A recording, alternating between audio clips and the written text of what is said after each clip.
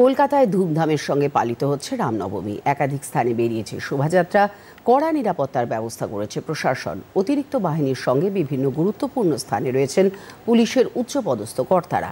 বিষয়টিকে পুলিশের অতি সক্রিয়তা বলে অভিযোগ করেছেন বিজেপির রাজ্য সভাপতি ডক্টর সুকান্ত মজুমদার।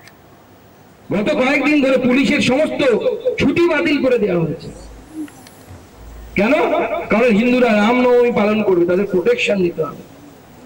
এখন আমরা 70% প্রায়, তারপরে যদি এত হেভি পুলিশ ফোর্স নিয়ে হিন্দু বাঙালিকে যদি রামনবমী পালন করতে হয়, একবার নিজের ভবিষ্যৎ, আপনার ছেলে মেয়ে যাকে ডাক্তারি পড়াচ্ছেন, চিকিৎসক বানাবেন বলে চেষ্টা করছেন, নিটের প্রিপারেশন নিয়েছেন, ইঞ্জিনিয়ারিং পড়াচ্ছেন বা কলেজে উচ্চ শিক্ষার জন্য পাঠাচ্ছেন, একবার ভাববেন তো যখন 40% হয়ে যাবে এই সংখ্যাটা, তখন আপনার আমার ভবিষ্যৎ কি?